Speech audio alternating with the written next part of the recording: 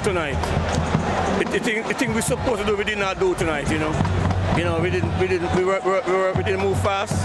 We didn't close on the midfield a lot, and we gave Stuart too much space.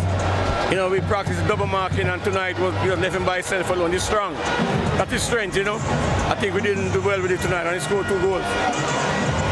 So you didn't get the pass in the game as well, coach. How much of that affected you going forward? Well, you know, we start playing their football, playing long football. You know, again, we weren't shifting. Nobody wants football, so I couldn't get a man of the game tonight. You know, so I could find this man play well. We all play bad. Me and everybody just play bad tonight. Major disappointment, coach. I don't know you had. Yeah, man, definitely. I think at least go to penalty shootouts, we could have got, you know, if we played a little better than this. But they were the better team tonight. You have to give them that. This is football. Players gonna take it hard, you know. You know, it's part of football. You know, they want to go to the finals, and we lost out. So it's my time now to just lick the womb and start so these guys and get them back for the 3rd and 4th. Yeah, man. And